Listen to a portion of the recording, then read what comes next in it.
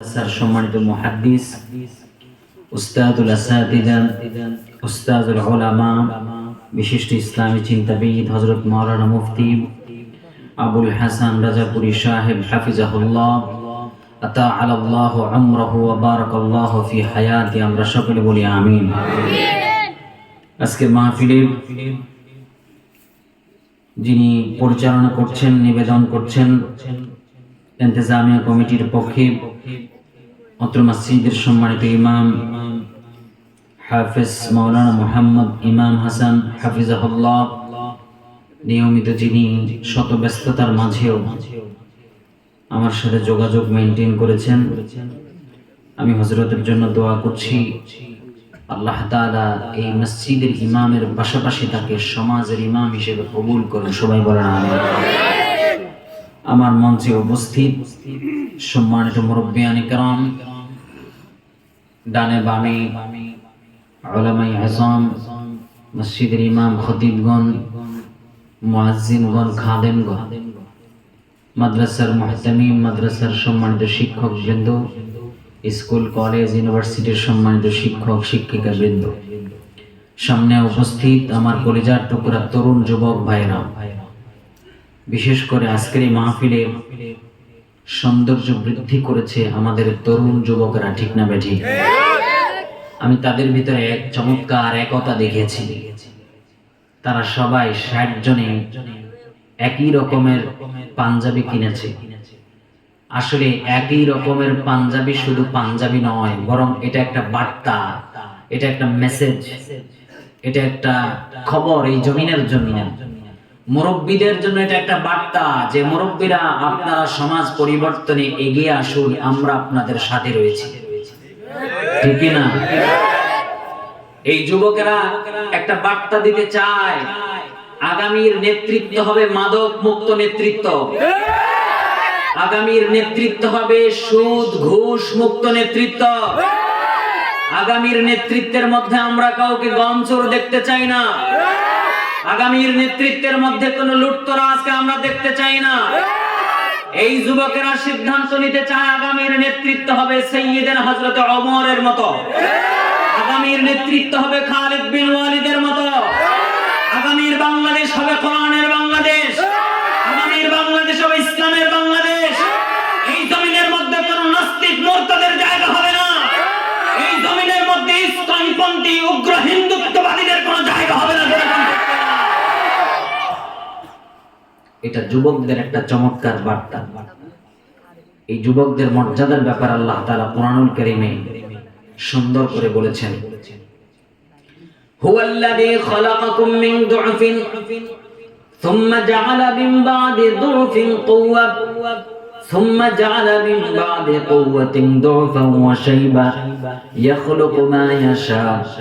আল্লাহ রাব্বুল আলামিন কুরআনুল কারীমের মধ্যে জানায় দিচ্ছেন, শোনো শোনো, আমি তোমাদেরকে প্রথমত দুর্বল করে তৈরি করি, অর্থাৎ শিশু হিসেবে তৈরি করি, এরপরে তোমাদেরকে আমি শক্তি দিয়া, যৌবন শক্তি দিয়া, তারুণ্য দিয়া তোমাদেরকে আমি গড়ে তুলি, মাঝখানে তোমাদেরকে আমি যুবক বানালাম, এই যুবক থেকে আবার তোমাদেরকে দুর্বল করে তৈরি করি, অর্থাৎ শিশু, মাঝখানে যুবক, শেষে আবার দুর্বল, দুই পাশে দুর্বল, মাঝখানে হলো শক্তিশালী। এই যুবকেরা জোরে কোন সুবহানাল্লাহ।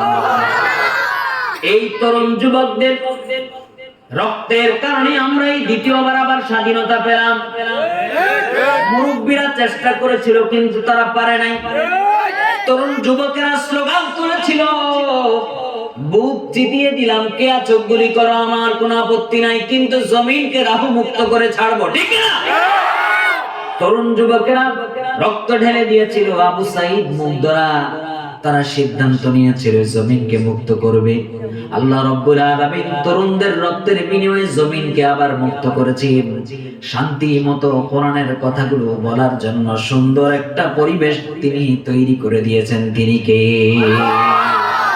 এই জন্য তরুণ যুবকদের মর্যাদা আল্লাহ তাআলা যেরকম কোরআনুল কারীমের মধ্যে দিয়েছেন, আবার বিশ্বনবী মুহাম্মদুর রাসূলুল্লাহ সবাই বলেন সাল্লাল্লাহু আলাইহি ওয়াসাল্লাম, আমার নবী তরুণদেরকে সব সময় প্রাধান্য দিতেন। নবী আমার যখন দ্বীনের দাওয়াত দেওয়া শুরু করেছেন, তরুণ যুবকদের সবচাইতে এগিয়ে তারা এসেছিল। হযরত ওমর যখন ইসলাম কবুল করলেন, তিনি বললেন, আজকের থেকে আমার তরবারি ইসলামের পক্ষে কাজ করবে।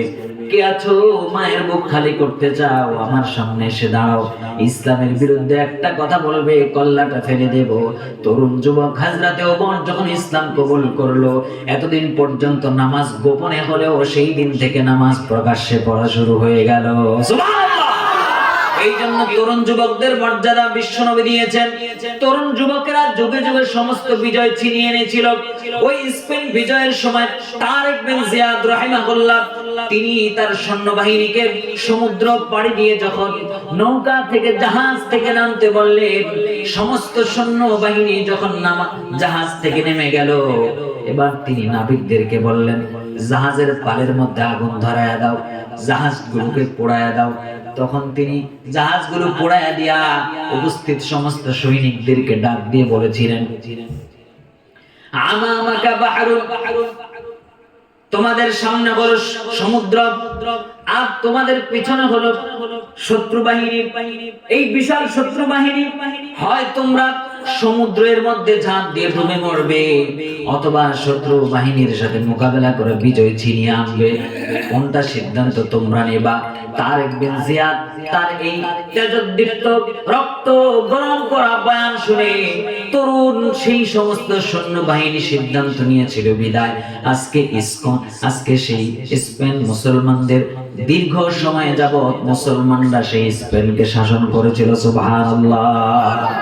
এই জমিনের মধ্যে যদি সেই রকম একটি সোনালী সমাজ আমরা করতে চাই, সেই রকম একটি ইসলামিক সমাজ আমরা করতে চাই, যেই সমাজের মধ্যে বৈষম্য থাকবে না, যেই সমাজের মধ্যে টেন্ডারবাজি থাকবে না, যেই সমাজের মধ্যে রডের বদলে বাঁশ দেওয়া হবে না, ওই রকম একটি সমাজ যদি আমরা করতে চাই, তাহলে এই তরুণদের হাতেই এই দেশ নিরাপদ থাকবে।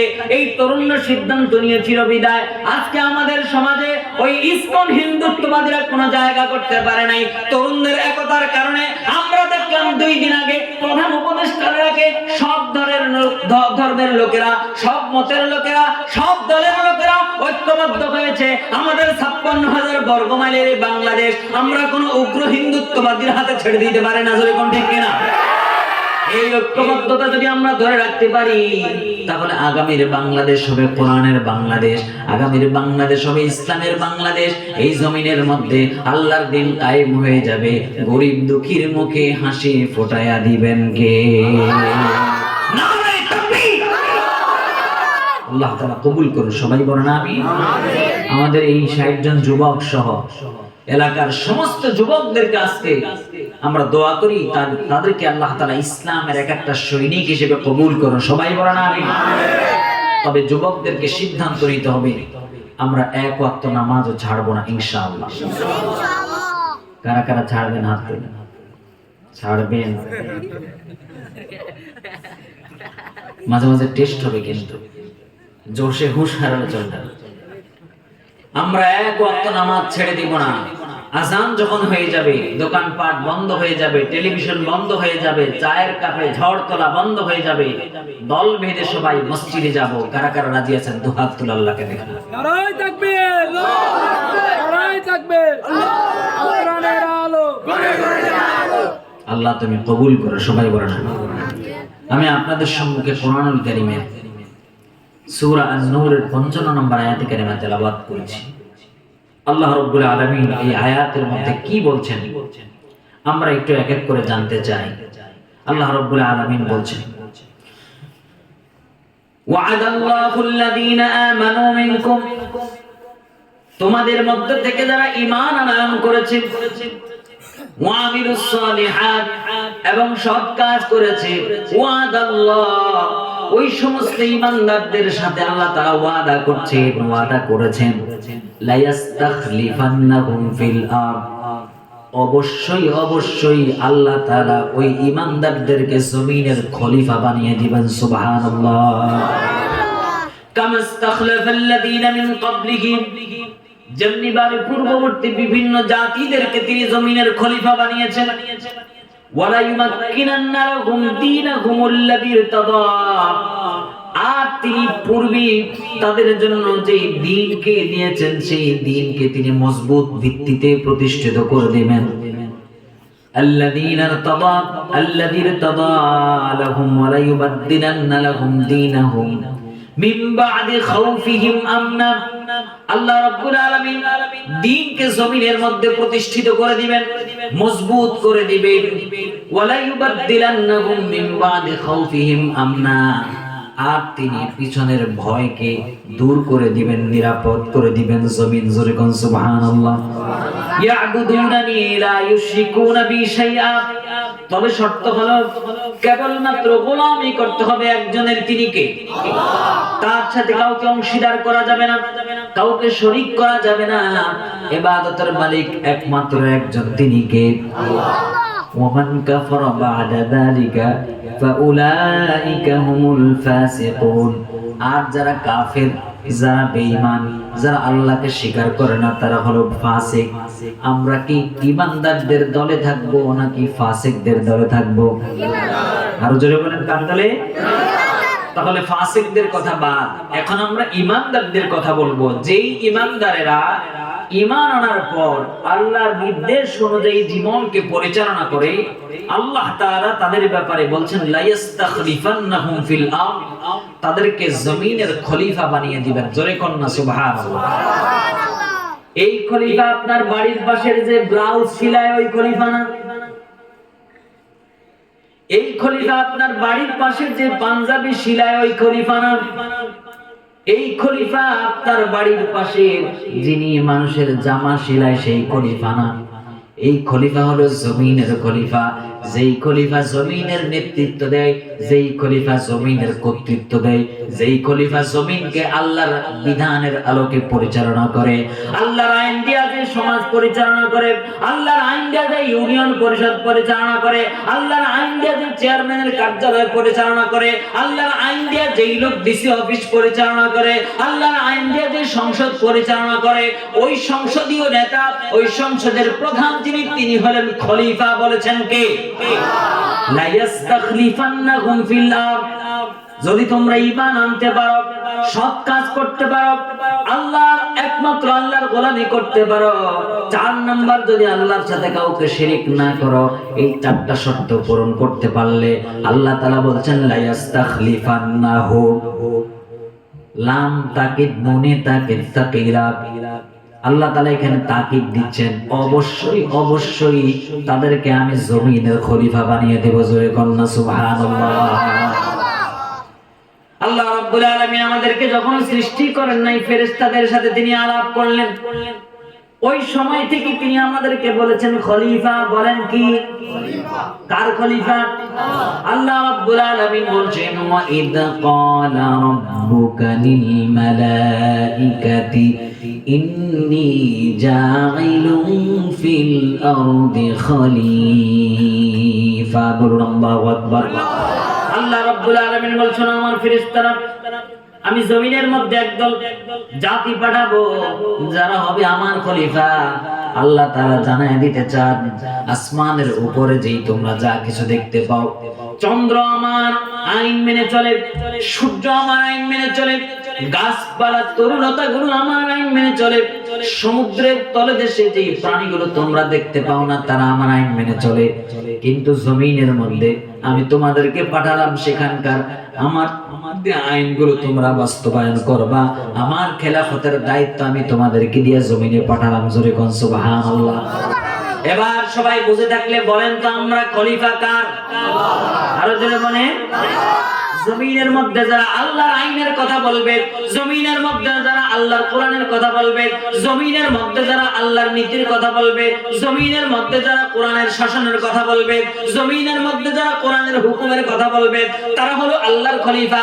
আর জমিনের মধ্যে একদল মানুষ রয়েছে, মানুষের বানানো আইনকে প্রতিষ্ঠিত করতে চায়, মানুষের বানানো সংবিধান দিয়ে দেশ চালাতে চায়, মানুষের বানানো নিয়ম কানুন দিয়ে সমাজ পরিচালনা করতে চায়। ওরা মূলত আল্লাহর খলিফা নয়, যারা জমিনের মধ্যে আল্লাহর আইনের বাইরে কথা বলবে, মানুষের বানানো আইন দিয়ে সমাজ পরিচালনা করতে পারবে, ওরা আল্লাহর খলিফা না, ওরা হলো খলিফাতুশ শয়তান। যেরকম ঠিক কিনা?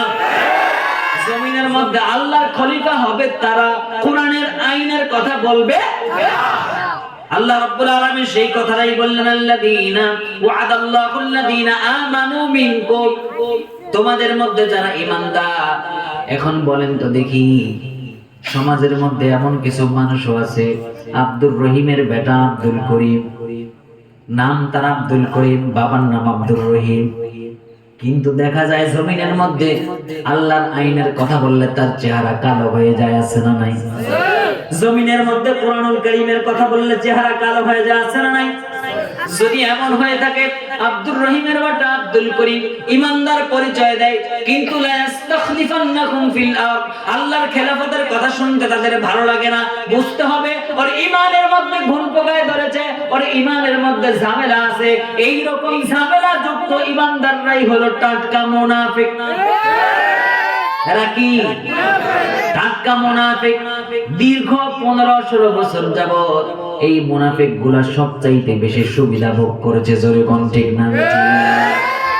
যদি নতুন করে ঈমান আনেন তাহলে ওয়েলকাম জানাবো, আর যদি আপনার ভিতরে পিছনের স্বৈরতন্ত্রের লেশ মাত্রা থাকে তাহলে আপনি ঈমানদার হতে পারবেন না। কারণ ওই স্বৈরতন্ত্রের মধ্যে শুধুমাত্র স্বৈরতন্ত্র নয়, বরং সেখানে ছিল ইসলাম বিদ্বেষ, সেখানে ছিল নাস্তিক্যবাদ, সেখানে ছিল হারাম তন্ত্র। জোরে কোন ঠিক না বেটি? এই জন্য রব্বুল আলামিন বললেন, ওয়া'দাল্লাহুল্লাযীনা আমানু মিনকুম, তোমাদের মধ্যে যারা ঈমান এনেছে তাদের সাথে আল্লাহ তাআলা ওয়াদা করছেন। ওয়াদা করছেন কে? আল্লাহর ওয়াদা কি দুর্বল না সবল? আল্লাহর ওয়াদা কি কখনো মিস হবে?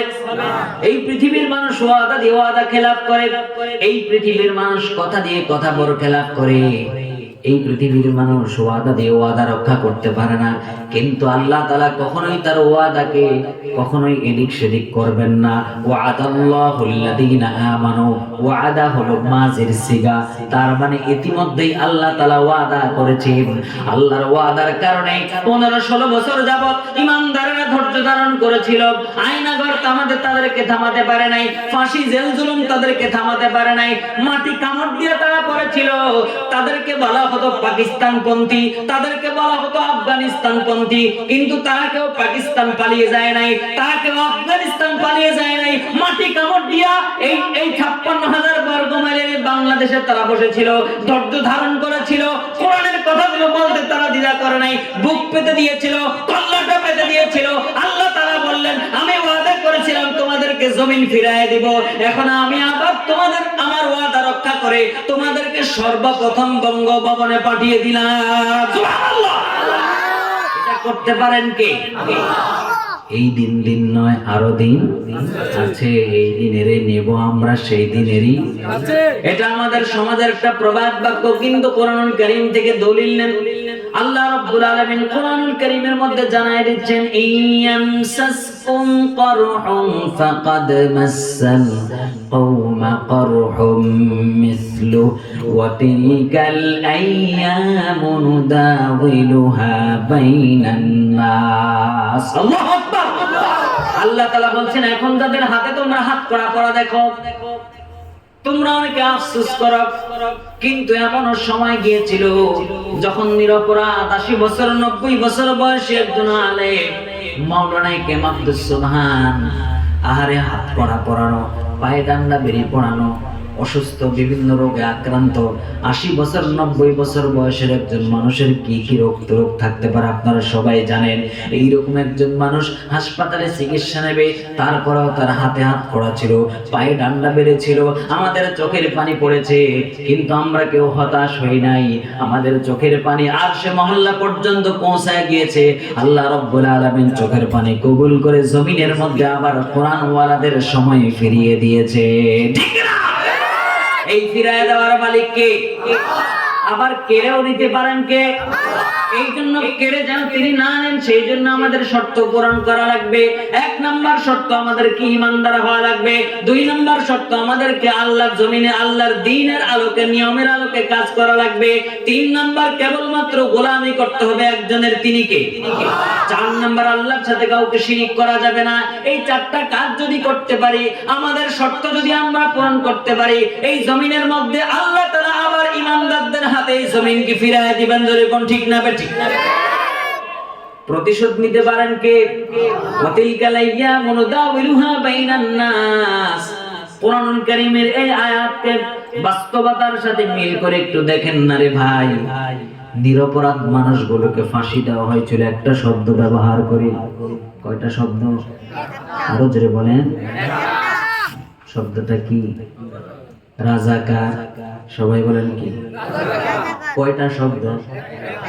একটা শব্দ ব্যবহার করে নিরপরাধ মানুষগুলোকে ফাঁসির মঞ্চে নেওয়া হয়েছিল। আল্লাহ তাআলা বলতেছেন ওয়াতিলকাল আইয়ামু নুদাউলুহা বাইনান নাস। যেই শব্দ দিয়া তুমি দিয়েছো ফাঁসি, সেই শব্দ দিয়া মুসলমানদের মুখে আমি দিয়েছি হাসি। নারায়ে তাকবীর। শব্দ কয়টা? তুমি কে, আমি কে? আহারে শব্দ একটাই। যেই শব্দ দিয়া তুমি নিরপরাধ মানুষদেরকে দিয়েছো ফাঁসি, সেই শব্দ দিয়া আমি মুসলিমদের মুখে দিয়েছি। ওয়াতিলকাল আইয়ামু নুদাউলুহা বাইনান নাস। নিজ চোখে এই ঘটনা দেখার পরেও যদি কোনো ঈমানদার চুপ করে বসে থাকে, না এখনো সময় হয় নাই, আপাতত চুপ থাক, আপানি আবার কোন দিন দেশে চলে আসে। আরে আপারে আসবে, তবে অপরাধী হয়ে আসবে। আসবে তবে ফাঁসিতে ঝোলার জন্য আসবে। আসবে তবে বঙ্গোপসাগরে ভাসানোর জন্য আসবে। ঠিক কিনা বলো? কোনো সুযোগ নাই, আসবে তবে হাতে কি থাকবে? হাত করা থাকবে। ইনশাআল্লাহ বলেন। আল্লাহ তাআলা যেন আমাদেরকে এই দৃশ্য দেখার তৌফিক দান করে। সবাই বলেন আমিন। প্রিয় ভাইরা আমার, আল্লাহ তাআলা বললেন ওয়াতিলকাল আইয়ামু নুদাউলুহা বাইনান নাস। লক্ষ্য করে খেয়াল করেন, যে আগস্ট মাসে আমাদের কোরআনের বুলবুলি আল্লামা সাঈদীকে বিদায় করা হয়েছিল, দেখেন কেমনে মিলে যায়। যে আগস্ট মাসে একজন কোরআনের মুফাসসির দীর্ঘ 50টি বছর যিনি কোরআনের খেদমত করেছেন নিরঙ্কুশ ভাবে, নিরলস ভাবে, যে আগস্ট মাসে এই মুফাসসির হাসি দিয়ে আমাদের কাছ থেকে বিদায় নিলেন, সেই আগস্ট মাসেই আল্লাহ তাআলা এই জালিমের পতন ঘটিয়েছেন। ঠিক না বেঠিক? তিলকাল আইয়ামু নুদাউলুহা বাইনান নাস। এই কোরআনের আয়াতটাকে মিলায়া যদি লক্ষ্য করে, আপনার কাছে মনে হওয়া দরকার এই আয়াতটা আল্লাহ তাআলা মাত্র আমাদের জন্য নাজিল করেছে। জোরে কোন ঠিক কিনা? এই জন্য প্রিয় ভাইরা আমার, এত কিছু দেখার পরেও যদি আপনার বুঝতে সমস্যা হয়, তাহলে বুঝতে হবে ঈমানের দুর্বলতা রয়েছে। আল্লাহ রাব্বুল আলামিন কোরআনুল কারীমের মধ্যে সেই জন্য সূরা আন-নূরের 55 নম্বর আয়াতের মধ্যে আমাদেরকে জানায় দিচ্ছেন, শোনো শোনো, যদি শান্তি চাও, যদি গমচুর মুক্ত চাও, যদি কম্বলচুর মুক্ত চাও, যদি রডচুর মুক্ত চাও, যদি জনগণের টাকা তাদের হক তাদেরকে বুঝিয়ে দিতে চাও, লা ইস্তাখলিফান্নাকুম ফিল আরদ, জমিনের মধ্যে আমার খেলাফতের দায়িত্ব তোমাদেরকে পালন করা লাগবে।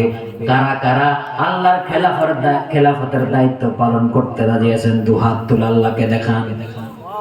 নারায়ে তাকবীর, নারায়ে তাকবীর।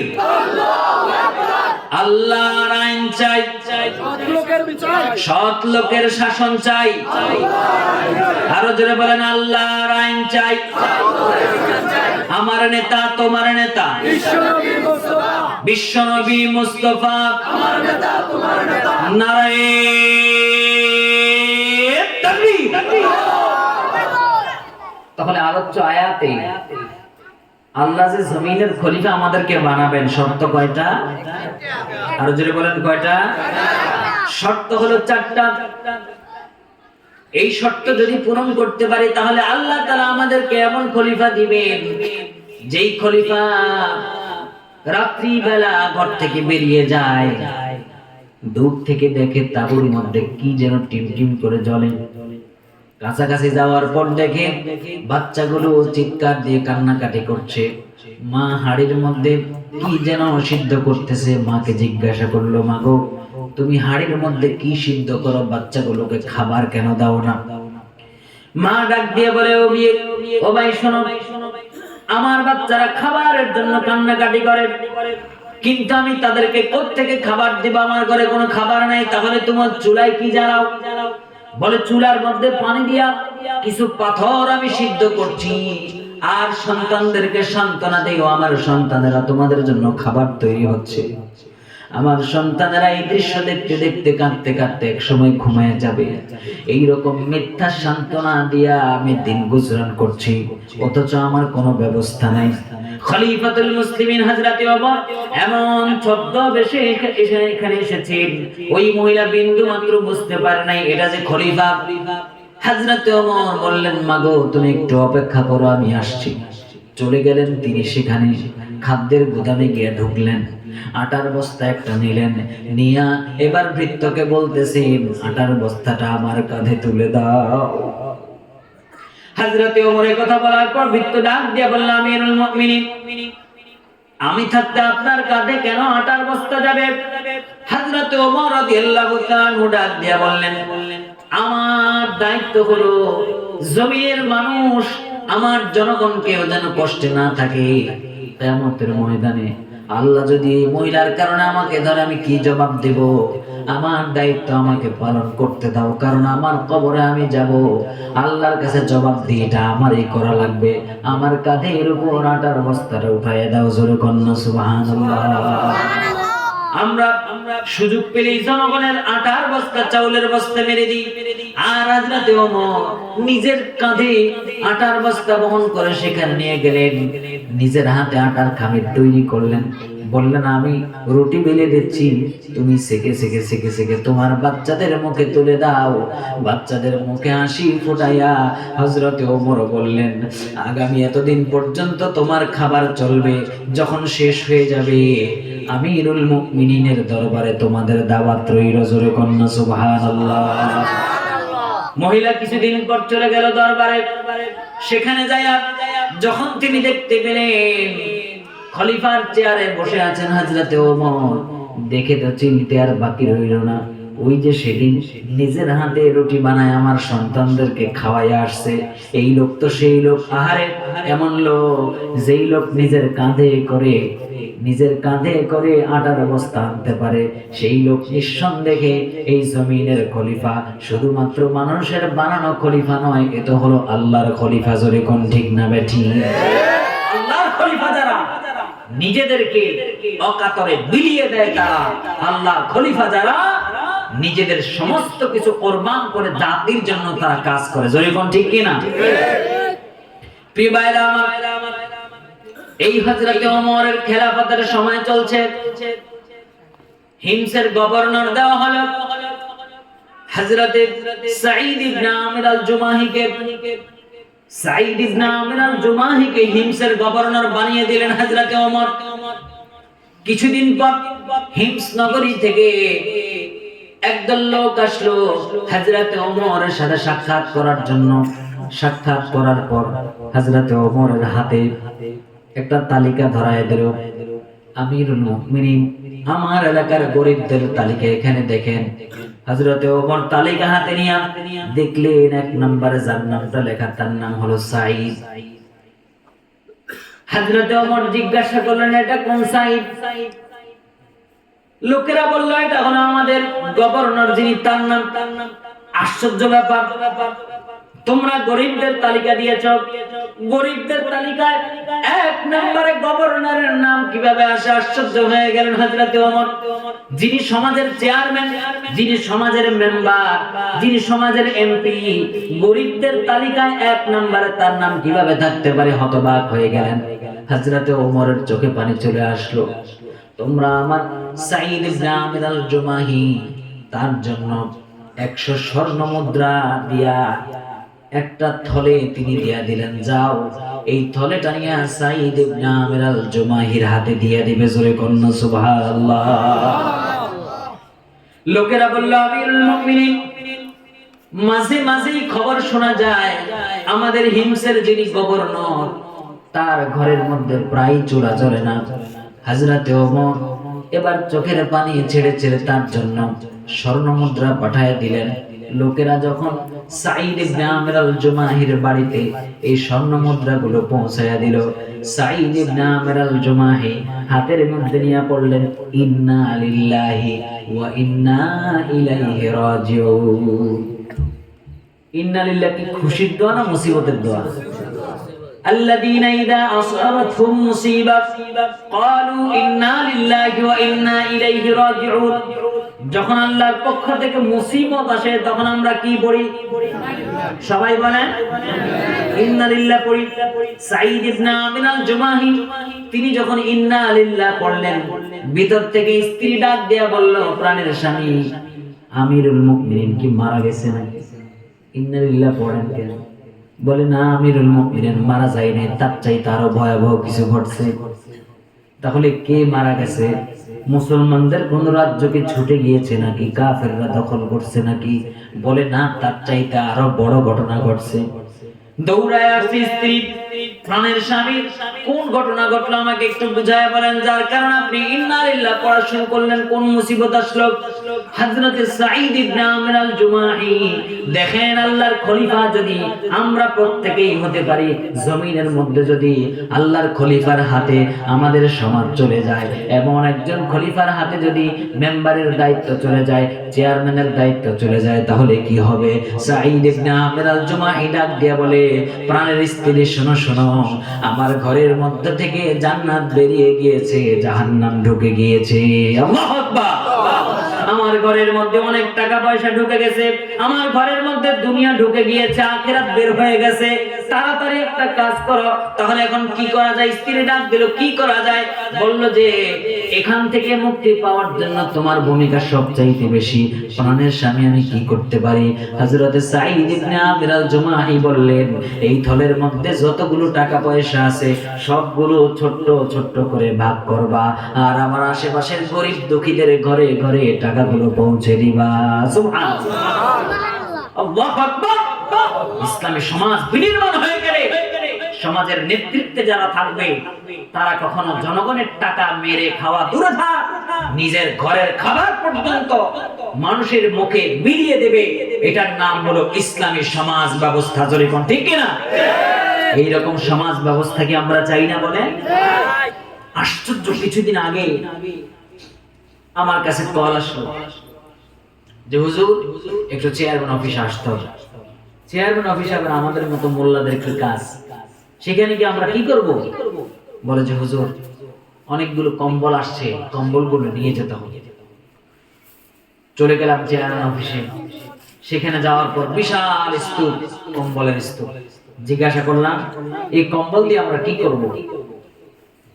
চেয়ারম্যান অফিসের লোকেরা বলল, এই কম্বলগুলো সমাজের যারা মসজিদের ইমাম রয়েছে তাদের জন্য দেওয়া হয়েছে।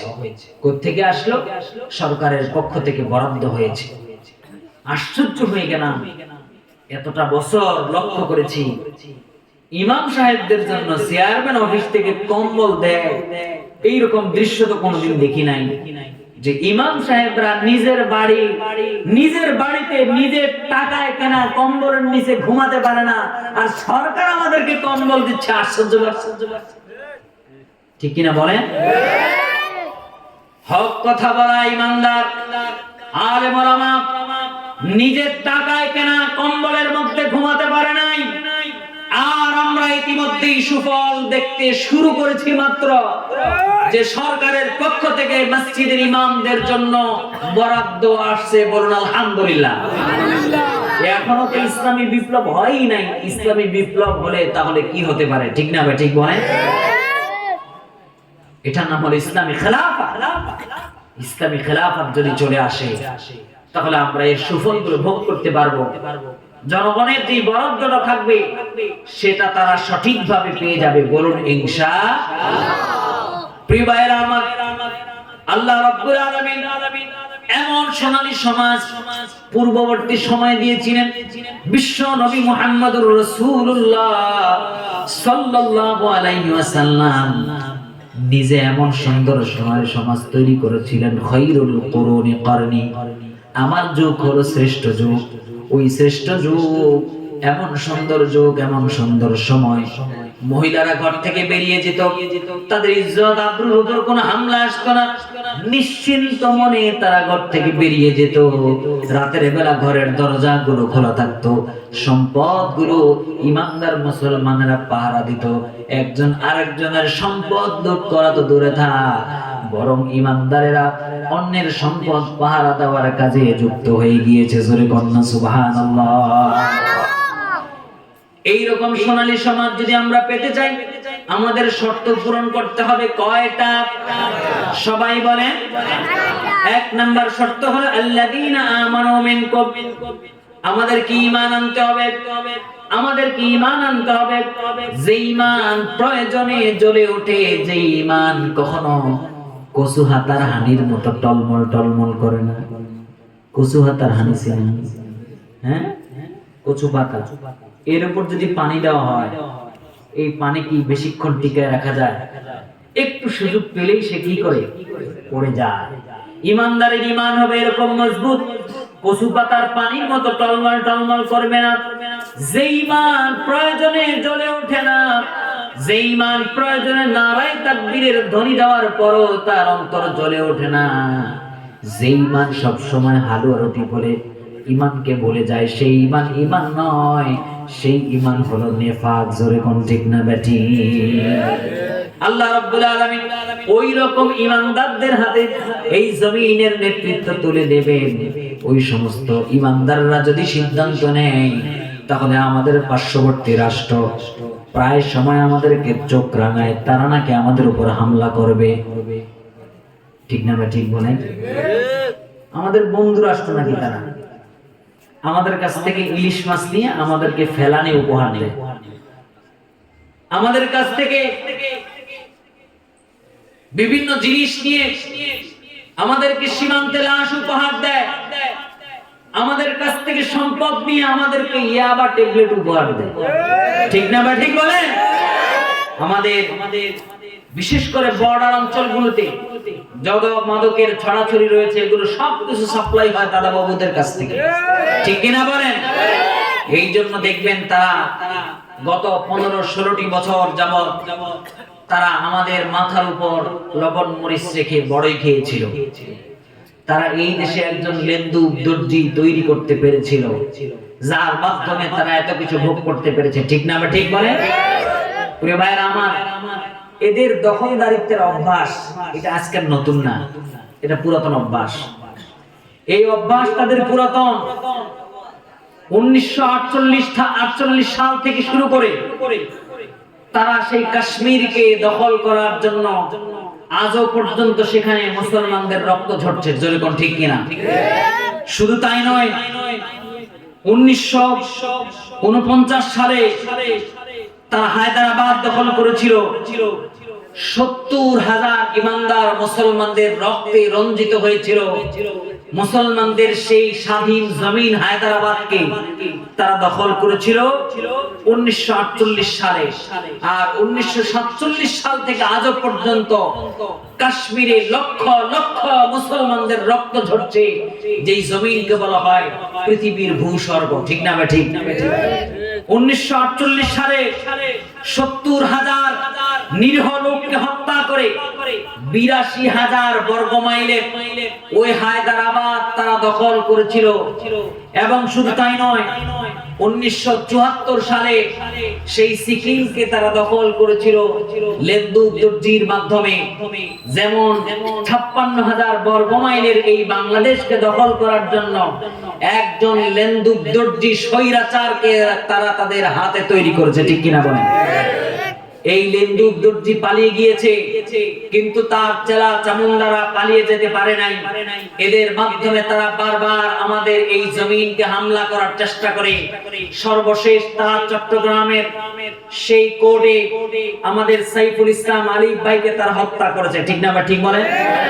ওই সমস্ত ইসকন উগ্র হিন্দুত্ববাদের মাধ্যমে তোমরা যদি আমাদের 56,000 বর্গ মাইলের বাংলাদেশকে দখল করতে চাও, তোমাদেরকে হুঁশিয়ার করে দিতে চাই, এটা কাশ্মীর নয়, এটা বাংলাদেশ। এটা হায়দ্রাবাদ নয়, এটা ওলিয়ার বাংলাদেশ। এটা সিকিম নয়, এটা সাঈদ মুগদের বাংলাদেশ। এটা কাশ্মীর নয়, এটা আল্লামা সাঈদের বাংলাদেশ। এই জমিনের দিকে তোমরা যদি তোমাদের রক্তচক্ষু দাও, তোমাদের রক্তচক্ষু আমরা উপড়ে ফেলবো।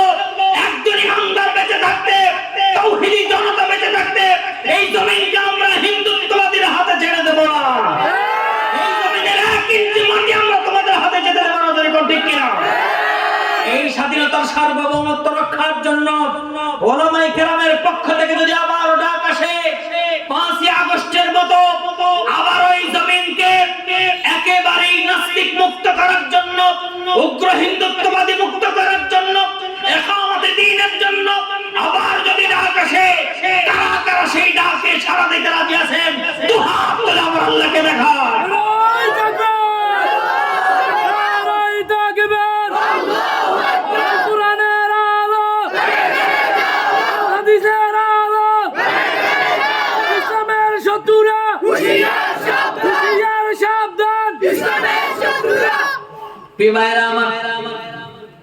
ইসলামী খেলাফতের কথা বলছিলাম। লা ইস্তাখলিফান্নাকুম ফিল আরদ, জমিনের মধ্যে যদি ইসলামী সমাজ প্রতিষ্ঠিত হয়ে যায় তাহলে কি লাভ হবে দেখেন।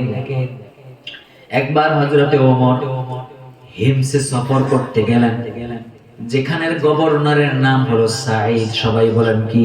সাঈদ। আরো জোরে বলেন। গভর্নরের নাম সাঈদ। তিনি হিমস নগরীতে গেলেন, সেখানে গিয়ে তিনি জনগণের খোঁজ খবর নেওয়ার জন্য গেলেন। জনগণ তাদের গভর্নরের বিরুদ্ধে 4টা অভিযোগ করলো। সবাই বলেন কয়টা অভিযোগ? 4টা অভিযোগ। 1 নাম্বার অভিযোগ হলো সাঈদ যেদিন ছুটির দিন থাকে সেই দিন তিনি ঘর থেকে বের হন না। জনগণ যদি তার সাথে দেখাও করতে চায় তাহলেও তিনি দেখা করতে চান না। 1 নাম্বার অভিযোগ। সাঈদের বিরুদ্ধে 2 নাম্বার অভিযোগ হলো তিনি মাঝে মাঝেই অফিসে আসতে দেরি করেন। সাঈদের নামে 3 নাম্বার অভিযোগ হলো সাঈদ মাঝে মাঝেই অজ্ঞান হয়ে যায়। সাঈদের বিরুদ্ধে 4 নাম্বার অভিযোগ হলো তিনি মাঝে মাঝেই উধাও হয়ে যান। দিনের বেলা যদিও তিনি সমাজের কাজ করেন, রাতের বেলা তাকে আর খুঁজে পাওয়া যায় না। জনগণের ডাকে তিনি রাতের বেলা সাড়া দেন না। অভিযোগ কয়টা? আরো জোরে বলেন কয়টা? 1 নাম্বার অভিযোগ হলো ছুটির দিনে তিনি ঘর থেকে বের হন না, তাকে জনগণ তাকে খুঁজে পায় না। হযরত সাঈদ ইবনে আমির আল-জুমাহিকে ডাক দেওয়া হলো। আমিরুল মুমিনিন ডাক দিলেন, ডাক দিয়ে বললেন, এ সাঈদ, তোমার বিরুদ্ধে কোনদিন অভিযোগ আসবে এটা আমি কল্পনাও করতে পারি না, কিন্তু তোমার বিরুদ্ধে যে অভিযোগ তারা করলো এই অভিযোগের জবাব তুমি কিভাবে দেবে? হযরত সাঈদ ইবনে আমির আল-জুমাহি তিনি বললেন, আসলে এটা আমার ব্যক্তিগত ব্যাপার, কিন্তু যেহেতু জনগণ অভিযোগ দিয়েছে জবাব তো দেওয়াই লাগবে। হযরত সাঈদ ইবনে আমির আল-জুমাহি তিনি এবার জবাব দেওয়া শুরু করলেন।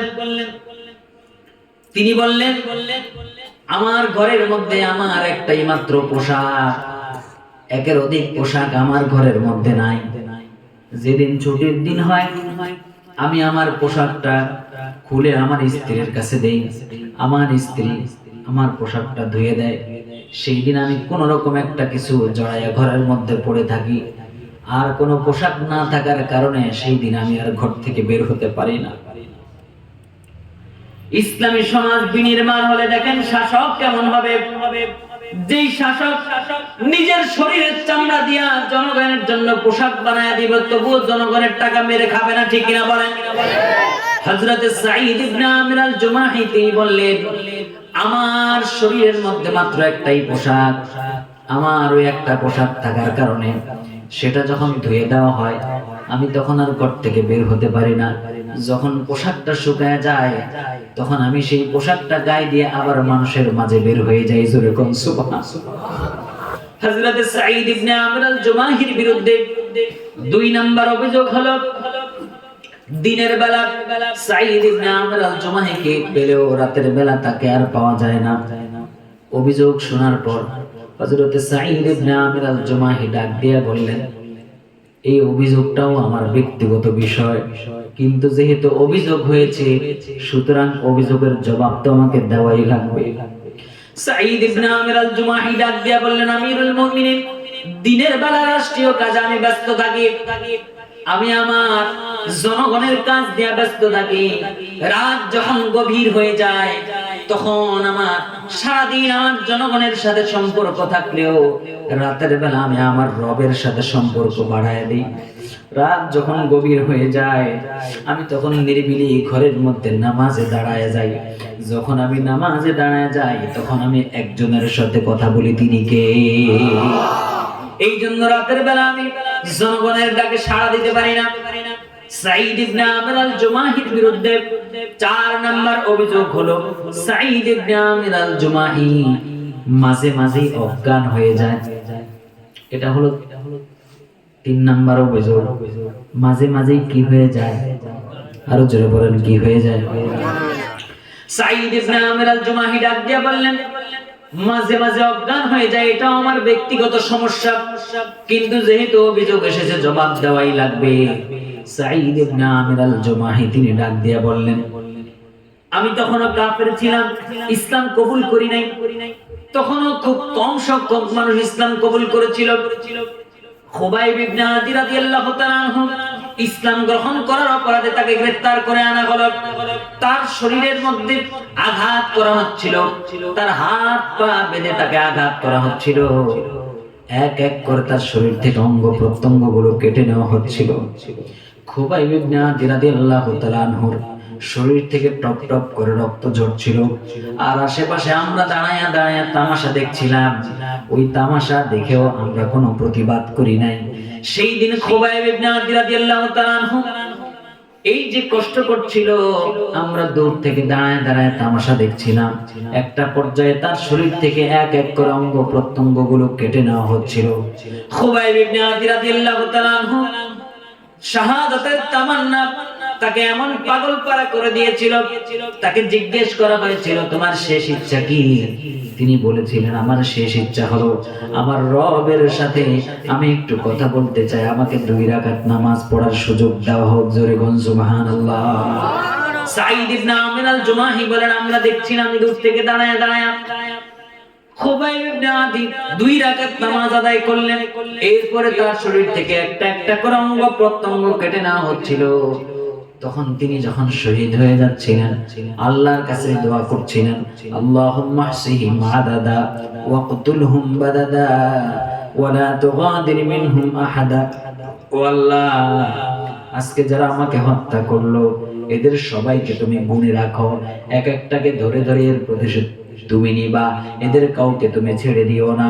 ওই যে খুবাইব ইবনে আদি যে দোয়াটা করেছিল, ওই দোয়াটার কথা যখনই আমার মনে পড়ে যায় আমি সাঈদ আর জ্ঞান রাখতে পারি না, আমি অজ্ঞান হয়ে যাই। আল্লাহু আকবার। আমাদের কোরআনের বুলবুলি, কোরআনের খাদেম যারা, তাদেরকে শহীদ করা হয়েছে, তাদের সেই শাহাদাতের দৃশ্য দেখে দেখে আমরা সেই দোয়াই করেছিলাম। আজকে যারা মিথ্যা সাক্ষী দিয়ে মিথ্যা ঘটনা সাজায়া নিরপরাধ মানুষগুলোকে ধর্ষক বানায় যারা ফাঁসির মঞ্চে নিয়েছে, আল্লাহ তুমি তাদের সবাইকে গুণে রাখো, এক এক করে তাদেরকে তুমি প্রতিশোধ নেবে। প্রতিশোধ নিতে পারেন কে? সেটা এখন হচ্ছে না। প্রতিশোধ নিতে পারেন কে? আমরা প্রতিশোধ নেই না, আমরা ক্ষমা করে দিয়েছি, কিন্তু আল্লাহ তাআলা ধরবেন। ইন্না বাতশা রাব্বিকা লাশাদীদ। সাঈদ ইবনে আমর আল-জুমাহি, তার বিরুদ্ধে এই অভিযোগ, তিনি অজ্ঞান হয়ে যান। তার যখন মনে পড়ে যায় তখন তিনি জ্ঞান হারিয়ে ফেলেন। সাঈদ ইবনে আমর আল-জুমাহি এমন একজন শাসক ছিলেন, ইসলামী খেলাফত যদি প্রতিষ্ঠিত হয়ে যায়, জনগণের অধিকার কিভাবে আদায় করা হবে, হযরত ওমরের সেই ঘটনা একটু স্মরণ করিয়ে দিতে চাই। সাইয়্যিদানা হযরত ওমর রাদিয়াল্লাহু তাআলা আনহু জনগণের জন্য এক টুকরা করে কাপড় তিনি বিলীন করে দিলেন। এক একজন জনগণ এক টুকরা করে কাপড় পেয়েছেন। তার মধ্যে হযরত ওমর রাষ্ট্রের নাগরিক হিসেবে তিনিও এক টুকরা পেয়েছেন। সন্তান ওমরের সন্তান আব্দুল্লাহ, তিনিও এক টুকরা কাপড় পেয়েছেন। বাড়িতে চলে গেলেন। যাওয়ার পর তিনি দেখতে পেলেন, চিন্তা করলেন, আহারে আমার বাবা মসজিদে খুতবা দেয়, সমাজের নেতৃত্ব দেয়, খলিফা মানুষ, তার কত দায়িত্ব পালন করা লাগে, কিন্তু আমার বাবার গায়ের জামাটা অনেক ছোট। আমার বাবার গায়ে যদি একটা সুন্দর লম্বা জামা বানায় দিতে পারতাম কতই না ভালো হতো। মাথায় বুদ্ধি আসলো, আমার বাবা যে এক টুকরা কাপড় পেয়েছে সেটা দিয়ে যদি জামা বানায় তাহলে সেটা ছোট হয়ে যাবে। তিনি এবার চিন্তা করলেন, আমার বাবার যে টুকরাটা রয়েছে সেই টুকরা এবং আমার টুকরা দুইটা একত্রিত করলে বাবার গায়ের জামাটা বড় বড় হয়ে যাবে। জোরে কন্যা সুবহানাল্লাহ। সন্তান তার গায়ের জামা, নিজের কাপড় আর বাবার কাপড় একত্রিত করে সুন্দর একটা জামা তৈরি করলেন। হযরতে ওমর ওই সুন্দর জামাটা পরে জুমার খুতবা দিতে গিয়েছেন। খুতবা দেওয়ার জন্য তিনি যখন মিম্বারে উঠলেন, তিনি খুতবা দিবেন, এই সময় ওই এলাকার একজন নাগরিক দাঁড়ায় বলল, আমিরুল মুমিনিন, একটা প্রশ্ন আছে, এই প্রশ্নের উত্তর যদি আপনি দিতে না পারেন তাহলে আপনার কোনো খুতবাও আমরা শুনবো না, আপনার কোনো ওয়াজও আমরা শুনবো না, আপনার পিছনে আমরা নামাজই পড়বো না। বলুন আল্লাহু আকবার। রাষ্ট্রের প্রেসিডেন্টকে খুতবা থামায় দিছে রাষ্ট্রের জনগণ। সুবহানাল্লাহ কইতেন না? আমাদের প্রেসিডেন্টকে কি আমরা এরকম জবাব দিতে পারবো? পারবো? বরং প্রেসিডেন্টের ব্যাপারে একটা টু শব্দ করলে সাথে সাথে শত শত মামলা। ঠিক না বা ঠিক বলেন? বাবার বিরুদ্ধে একটা সামান্য কথা বললেই উল্টা পাল্টা মামলা। ঠিক না বা ঠিক? অথচ এই মানুষগুলাই আবার বিশ্বনবীর বিরুদ্ধে কত কথা হয়, সেখানে তাদের কোনো আওয়াজ নাই। বাবার বিরুদ্ধে কথা বললে সমস্যা, ভাইয়ের বিরুদ্ধে কথা বললে সমস্যা, কিন্তু রাষ্ট্রের নাগরিক হয়ে হযরতে ওমর রাষ্ট্রের প্রেসিডেন্ট, তার খুতবা বলা বন্ধ করে দিলেন। জবাব না দেওয়া পর্যন্ত এক চুল পরিমাণ নড়া যাবে না, একটা খুতবাও আপনার শুনবো না, আপনার কোনো ওয়াজই আমরা শুনবো না, আপনার পিছনে নামাজও পড়বো না। এই রকম ইসলামিক খেলাফত আমরা চাই কি চাই না? যেই রাষ্ট্রের যিনি দায়িত্বশীল হবেন, যিনি প্রধান হবেন, তিনি হবেন জবাবদিহিতামূলক প্রধানমন্ত্রী। তিনি জনগণের সামনে দাঁড়াইয়া জনগণের সেবক হয়ে জনগণের কাছে জবাবদিহিতা করবেন। জোরে কোন ঠিক না বেঠি? শুধুমাত্র জনগণের জন্য আইন নয়, বরং রাষ্ট্রের শাসক যারা তাদের জন্য আইন আছে না নাই? আছে, কিন্তু মাঝে মাঝে দেখা যায় সব আইন সাধারণ মানুষদের জন্য, তাদের জন্য কোনো আইন নাই। রাস্তার মাঝখান দিয়ে যাবে, সব বন্ধ, এমনকি অ্যাম্বুলেন্স পর্যন্ত বন্ধ করে দেয়। ঠিক না বা ঠিক? কারণ তার নাকি অনেক নিরাপত্তা লাগবে। কিন্তু যে অ্যাম্বুলেন্সটা বন্ধ করে দিল, সেখানে রোগী থাকতে পারে, মুমূর্ষ রোগী থাকতে পারে, সেই চিন্তাটা একবারও করে না। ঠিক না বা ঠিক বলে? আজকে কোথায় তোমাদের নিরাপত্তা? কলা পাতার উপর শুয়েছিলে, হ্যাঁ? কালা মানে কলা পাতার উপর শুয়েছিল। কোথায় তোমাদের বিচার? কোথায় তোমাদের রায়? এই সমস্ত রায়কে আল্লাহ তাআলা পরিবর্তন করে দিয়েছেন। বলুন আল্লাহু আকবার। আল্লাহ তাআলা কি আছে না ঘুমাই গেছে? আমরা ঘুমাই গেছি অনেকে। ঠিক না বেঠি? ঘুমাইছেন? নারায়ে তাকবীর। ঘুমাইছেন কিনা এটা জিজ্ঞাসা কই? ঠিক ঘুমাই গেছো? নারায়ে তাকবীর।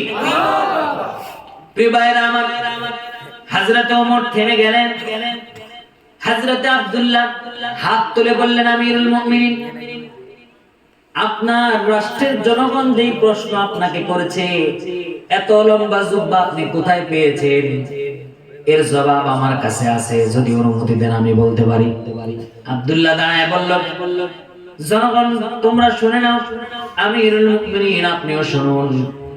যখন রাষ্ট্র থেকে এক টুকরা করে কাপড় দেওয়া হলো, আমি নিজে চিন্তা করলাম, আমার এক টুকরা কাপড় আর আমার বাবার এক টুকরা কাপড়, দুইটাকে যদি একত্রিত করা হয় তাহলে বাবার জন্য ভালো একটা জামা তৈরি হয়ে যায়।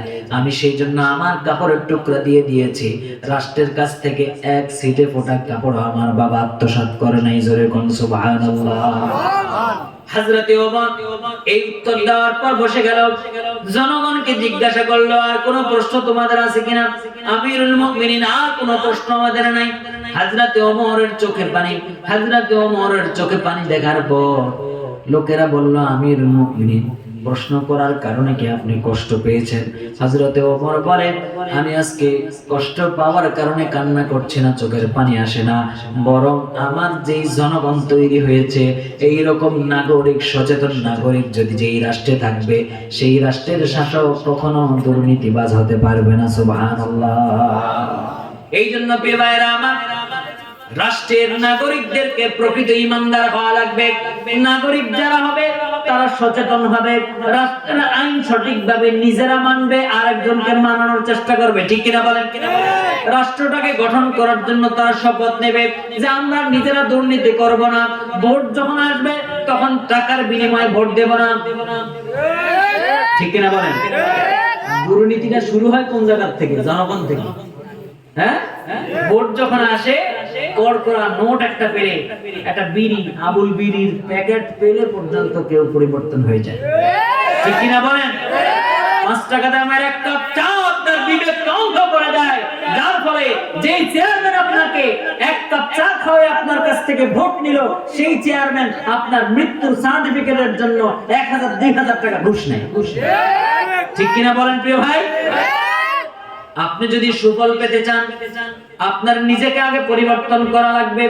ওয়াদাল্লাহুল্লাযীনা আমানু মিনকুম, আমাদের নিজেদেরকে আগে ঈমানদার হওয়া লাগবে।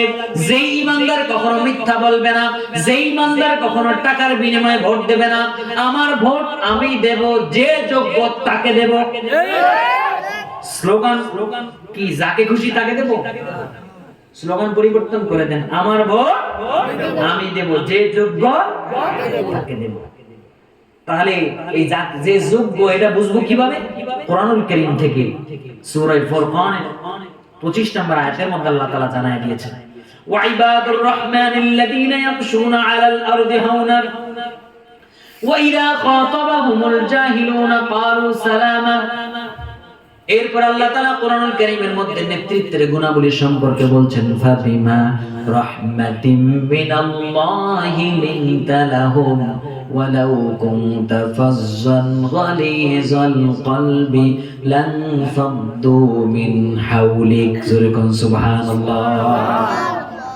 এটা খুঁজে নিতে হবে, বুঝে নিতে হবে, এই যোগ্য নেতৃত্বের যোগ্য, তাকে খুঁজে খুঁজে তাকে নেতা বানাতে হবে। তাকে যদি নেতা বানানো যায়, তাহলে এই জমিনের খলিফা, ইসলামী খেলাফতের সুফল আমরা পেয়ে যাব। বলুন ইনশাআল্লাহ। আর জোরে বলুন ইনশাআল্লাহ। ওয়াদাল্লাহুল্লাযীনা আমানু মিনকুম, আমাদের অবশ্যই ঈমানদার হওয়া লাগবে। 2 নাম্বার, ওয়া আমিলুস সালিহাত।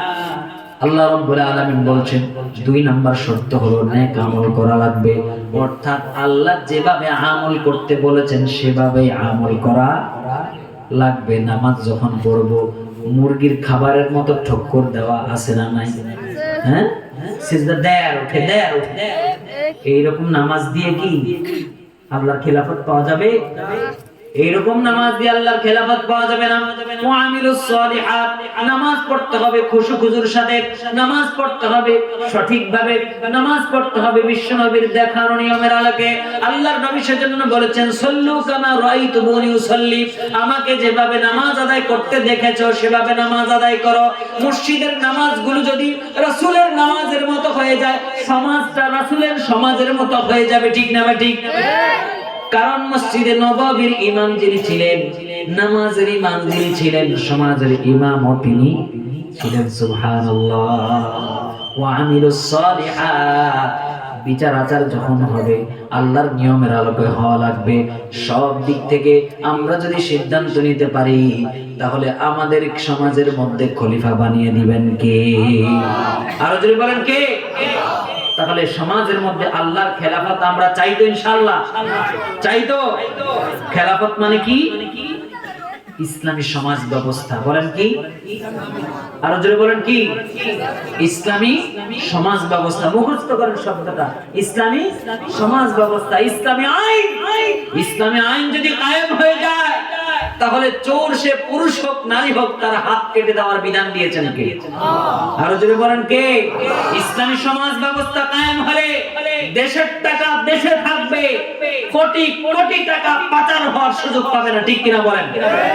এই দেশটাকে শেষ করে দিয়েছিল কিছু মানুষ, যারা দেশের টাকাগুলো বিদেশে পাচার করেছে। সব সময় তারা মুখে মুখে দেশপ্রেমের কথা বললেও তারা এই দেশের টাকাগুলো চুরি করে করে তারা বেগম পাড়ায় গিয়ে তাদের বাড়ি করেছে। জোরে কোন ঠিক কিনা? এই সমস্ত লোকের কাছে কখনো দেশ নিরাপদ থাকতে পারে না। এই জন্য এমন এক হুকুমত দরকার, আল্লাহর আইন দরকার, সৎ লোকের শাসন দরকার। যদি তা করতে পারি, লা ইস্তাখলিফান্নাহুম ফিল আরদ, জমিনের মধ্যে আল্লাহর খলিফা হিসেবে আমাদেরকে মনোনীত করবেন কে? দায়িত্বটা আমাদেরকে পালন করতে হবে, অন্য কেউ এসে করে দিবে না। তবে এটা মনে রাখবেন, কিছু মানুষ তাদের খলিফা বানিয়েছিল মোদিকে। কাকে? এই গত 15-16 বছর যাবত এই দেশ পরিচালিত হয়েছে দাদা বাবুর প্রেসক্রিপশনে। ঠিক না? ঠিক বলেন? এই দাদা বাবুর প্রেসক্রিপশনে কোরআনের পাখিদেরকে ফাঁসি দেওয়া হয়েছে। এই দাদা বাবুর প্রেসক্রিপশনে আল্লামা সাইদিকে পিজি হাসপাতালের মধ্যে হত্যা করা হয়েছে। যেরকম ঠিক কিনা? ওই দাদা বাবুদের প্রেসক্রিপশনেই আমাদের সমাজের মধ্যে যত বিশৃঙ্খলা হয়েছে। এই জন্য ইসলামে খেলাফত আমরা যারা চাই, তারা সঠিকভাবে সিদ্ধান্ত নিতে হবে, দাদা বাবুদেরকে আমরা আমাদের খলিফা বানাবো। আল্লাহ রাব্বুল আলামিন 3 নাম্বার শর্ত দিচ্ছেন, ইয়াবুদুনানি, আমাদের গোলামি করতে হবে একজনের। তিনি কে? আমরা কার গোলাম? আল্লাহর গোলাম। আমাদের রব যিনি, তিনি কে? তাহলে আল্লাহর সাথে আমাদের সম্পর্ক হলো আমরা তার গোলাম, তিনি আমাদের রব। তো রব যদি আমাদের প্রভু হয়, আমাদের সবকিছুর পরিচালক হয়, তাহলে গোলাম হিসেবে আমাদের নিজস্ব কোনো মতামত আইন কি চলে নাকি? আলা লাকুল খালকু ওয়াল আমর, তাবারাকাল্লাহু রাব্বুল আলামিন, ইনিল হুকমু ইল্লা লিল্লাহ। সৃষ্টি যার, আইন চলবে ওই সিদ্ধান্ত আমাদেরকে নেওয়া লাগবে। আল্লাহর আইন ব্যতীত পৃথিবীর মানুষের বানানো কোনো আইন আমরা মানতে রাজি না। ওটা যদি নিতে পারি, তাহলে আল্লাহ রাব্বুল আলামিন আমাদেরকে শর্ত দিচ্ছেন 3 নাম্বার, আমাদের গোলামি করতে হবে একজনের, তিনি হলেন আমাদের রব আল্লাহ। ঠিক কি না? 4 নাম্বার শর্ত হলো লা ইউশরিকুনা বি শাইআ, আল্লাহর গোলামির সাথে অন্য কিছুর শরীক করা যাবে না। বীরের পায়ে সেজদা দেওয়া যাবে, মানুষের ইবাদত করা যাবে, টাকার গোলামি করা যাবে। এই সমস্ত ক্ষেত্রে আমরা খুব সহজে বুঝি, কিন্তু বিশেষ কিছু ক্ষেত্রে আল্লাহর সাথে আমরা শরীক করি, সেটা আমরা নিজেরাও বুঝি না। কিভাবে একটু লক্ষ্য করেন, এটা বলেই শেষ করি ইনশাআল্লাহ। এই জমিনটা যদি আল্লাহর হয়ে থাকে, আসমানটা যদি আল্লাহর হয়ে থাকে, আমরা যদি আল্লাহর সৃষ্টি হয়ে থাকি, তাহলে আমাদের সমস্ত কিছুর আইন আমাদেরকে তৈরি করে দিয়েছেন কে? এখন একটু লক্ষ্য করে শুনেন, আল্লাহ তাআলা বলছেন, তোমাদের মধ্যে কেউ যদি চুরি করে ধরা খায়, তাহলে তার হাত কেটে দাও। এটা কার আইন? আর আমাদের আইন হলো চোর ধরা খাওয়ার পর তাকে জেলখানায় ঢুকাও। এটা কার আইন? ব্রিটিশ আইন, আমাদের বানানো আইন, মানুষের বানানো আইন, মানুষের লিখিত সংবিধান। এটা ব্রিটিশ আইন। আর আল্লাহর আইন কি? হাত কেটে দাও। আস-সারিকু ওয়াস-সারিকাতু ফাকতাউ আইদিয়াহুমা, চোর সে পুরুষ হোক অথবা নারী হোক, তার হাত কেটে দাও। ঘোষণা কার? আল্লাহর ঘোষণা, হাত কেটে দাও। ব্রিটিশদের ঘোষণা হলো ধরে জেলখানায় ঢুকাও। তাহলে বলেন তো দেখি, আমরা বললাম হাত কেটে দাও, এরপরে আধুনিক যুগের লোকেরা বলল, তারা বলতে চায় হাত কেটে দাও, এটা সেকেল আইন, এটা আগের দিনের আইন, বন জঙ্গলের আইন, এই আইন এখন আর চলে না। তারা বলল, আমরা যে বলছি জেলে ঢুকাও, এটাই বড় আইন। বলেন তো দেখি, আল্লাহর আইনের উপর আমরা যে জেলে ভরার আইনটা তুললাম, আল্লাহর আইনের উপর মানুষের আইন আমাদের বড় হয়ে গেল না? জোরে বলেন, গেল কিনা বলেন? তাহলে মানুষের বানানো আইন যদি বড় হয়ে যায় আর আল্লাহর আইন যদি ছোট হয়ে যায়, তাহলে আমরা মানুষকে উপরে তুললাম, আল্লাহকে নিচে নিলাম। নাউজুবিল্লাহ বলেন। এটাই কি সবচেয়ে বড় শিরক নয়? এটাই হলো সবচেয়ে বড় শিরক। এটার নাম হলো শিরকে আকবার। অর্থাৎ আল্লাহর আইনকে নিচে দিয়া মানুষের আইনকে উপরে উঠায়া আল্লাহকে আমরা নিচে নিলাম, আল্লাহকে আমরা সবচেয়ে খাটো করলাম। আল্লাহকে খাটো করার কারণে আমরাই হয়ে গেলাম সবচেয়ে বড় মুশরিক, বেঈমান। ঠিক না? ঠিক না? সুতরাং আমাদেরকে বুঝতে হবে আল্লাহর আইনকে সবার উপরে রাখা লাগবে। পৃথিবীর মানুষের আইন দিয়া সমাজে শান্তি আসতে পারে না। পৃথিবীর মানুষের বানানো নিয়ম কানুন দিয়া 56,000 বর্গ মাইলের এই বাংলাদেশ কোনোদিন সুখের দিন দেখবে না। জোরে কোন ঠিক কিনা? সুতরাং আমরা সিদ্ধান্ত নিতে চাই 24-এর সেই গণ অভ্যুত্থান থেকে আমরা সিদ্ধান্ত নিতে চাই, 5ই আগস্টের বিপ্লব থেকে তরুণ সমাজ সিদ্ধান্ত নিতে চায় আগামীর বাংলাদেশ হবে কোরআনের বাংলাদেশ, আগামীর বাংলাদেশ হবে ইসলামের বাংলাদেশ, আগামীর খেলাফত হবে ইসলামী খেলাফত। এই মতের সাথে কারা কারা রাজি আছেন? দুহাত তোলা, আল্লাহকে দেখা। নারায়ে তাকবীর, নারায়ে তাকবীর। আল কোরআনের আলো, আল হাদিসের আলো, হাত নামান। আল্লাহ তাআলা কবুল করুন, সবাই বলেন আমিন। আর যারা আমাদেরকে নিভাইয়া দিতে চেয়েছিল তাদের জন্য সতর্কবাণী হলো, আমাদেরকে যত ফু দিয়ে নিভাতে চাও আমাদের আলো আরো জ্বলে উঠবে। ঠিক বলে? একটা উদাহরণ দিয়ে শেষ করব। একজন মহিলা বিকেল বেলা চুলায় আগুন ধরালো, কপি বাতি নিয়ে চুলার মধ্যে পাটখড়ি দিয়ে আগুন ধরালো। আগুন ধরায়া রান্না বান্না কমপ্লিট করলো।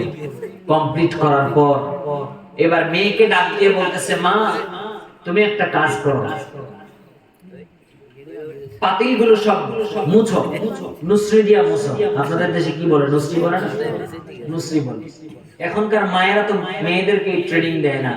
আমার মেয়ে সে আবার আদরের, এরকম আদরের মেয়েটা কালির পাতিল গিয়ে ধরবে, এটা নাকি মানতেই নারাজ। ঠিক না? ঠিক বল। মায়েরা এই প্রশিক্ষণ দেয় না। আগেকারের মায়েরা তাদের মেয়েদেরকে প্রশিক্ষণ গুলো দিত এবং শ্বশুর বাড়িতে গিয়ে সুনাম করতো। ঠিক না? ঠিক। মেয়েকে ডাক দিয়ে বলতেছে পাতিল গুলো ভালো করে মাজবে, মেজে তারপরে খাবার গুলো ঘরে নিয়ে যাবে। মেয়েটা পাতিল গুলো খুব সুন্দর করে মাজবে। এবার ঘরে যখন নেবে দেখলো চুলায় আগুন রয়ে গিয়েছে। আগুন সে নিভাবে, সে চিন্তা করলো একটু আগে তো মাকে দেখছি কুপির যে আগুন, ওই কুপির আগুনটা আমার মা ফু দিয়ে নিভাই দিয়েছে। তাহলে মা যেহেতু কুপির আগুন ফু দিয়ে নিভিয়েছে, তাহলে আমি এবার চুলার আগুনটা ফু দিয়া নিভাই দিই। এবার জোরে চুলার মধ্যে গিয়ে ফু দিছে। আচ্ছা বলেন, চুলার মধ্যে ফু দিলে এই চুলার আগুন কি জ্বলবে নাকি নিভবে? আরো জোরে বলেন। চুলার আগুন জ্বলতে লাগলো। মেয়েটা চিন্তা করলো আমার ছোট মুখ দিয়া ফু দেওয়ার কারণে মনে হয় আগুন নিবে নাই, তাহলে আমার ফুয়ের জোর বাড়াতে হবে। ফুয়ের জোর বাড়ানোর জন্য এবার মেয়েটা চিন্তা করলো সামনে একটা চোঙ্গা আছে, চোঙ্গা, বাঁশের চোঙ্গা। ওই বাঁশের চোঙ্গা দিয়ে সে মাকে ফু দিতে দেখছে। আপনারা দেখছেন নি? আমরা দেখেছি মায়েরা চুলার আগুন বাড়ানোর জন্য চোঙ্গা দিয়ে ফু দেয়। মেয়েটা চিন্তা করলো আমার জোর বেড়ে যাবে। এবার চোঙ্গাটা হাতে নিল, হাতে নিয়ে এবার সুন্দর করে ফু দিল জোরে, আগের চাইতে আরো বেশি শক্তি নিয়ে ফু দিল। ফু দেওয়ার পর বলেন তো দেখি চুলার আগুন কি আরো জ্বলছে নাকি নিভছে? আরো জ্বলছে না নিভছে? চুলার মধ্যে যত বেশি ফু দেয় তত বেশি আগুন জ্বলে ওঠে। কাফের বেঈমানেরা ইউরিদুনা লিইউতফিউ নূরাল্লাহি বিআফওয়াহিহিম ওয়াল্লাহু মুতিম্মু নূরিহি ওয়ালাউ কারিহাল কাফিরুন। কাফের বেঈমানের গোষ্ঠীরা তারা চেয়েছিল ইসলামকে নিভায়া দেওয়ার জন্য, কোরআনের আওয়াজকে বন্ধ করে দেওয়ার জন্য। জমিনের মধ্যে একজন আল্লামা সাঈদীকে বিদায় করা হয়েছে, আমাদের জন্য এক নতুন রত্ন তৈরি হয়েছে, ডক্টর মিজানুর রহমান আজহারী। ঠিক না? একজন মুস্তাক ফয়েজী সাহেবের মাহফিলে লক্ষ লক্ষ মানুষ হয়ে যায়। আমরা আজকে লক্ষ্য করেছি ওই কুমিল্লার ওই টাউন হলের ময়দানে আজকে একজন মানুষ এসেছিল, সারা কুমিল্লার মানুষ একত্রিত হয়ে তাকে স্বাগত জানিয়েছে। বলুন ঠিক কিনা? এই জমিনের মধ্যে তারা চেয়েছিল আমাদেরকে নিভাইয়া দেওয়ার জন্য, কিন্তু রব্বুল আলামিন বলেন আল্লাহু মুতিম্মু নূরিহি, যত বেশি তোমরা ফু দিবা আমার দ্বীনের নূর দিন দিন আলোকিত হতে থাকবে, মানুষের হৃদয় আলোকিত হবে, জমিনের মধ্যে দ্বীন কায়েম হয়ে যাবে। আর দ্বীন কায়েম হয়ে গেলে সমাজ থেকে সব ধরনের বৈষম্য দূর করে দিবেন কে? আল্লাহ তাআলা এমন একটি সুন্দর সোনালী সমাজ আমাদেরকে উপহার দিন। সবাই বলেন আমিন। প্রিয় ভাইরা আমার, অনেক রাত হয়ে গিয়েছে। আমি আপনাদের সম্মুখে একটা আয়াত থেকে তেলাওয়াত করেছিলাম। এখন আমরা একটু সামারাইজ করব। সবাই একটু আমার সাথে বলবেন, 1 মিনিটের মধ্যে একটু সামারাইজ করব। সবাই বলেন, আজকে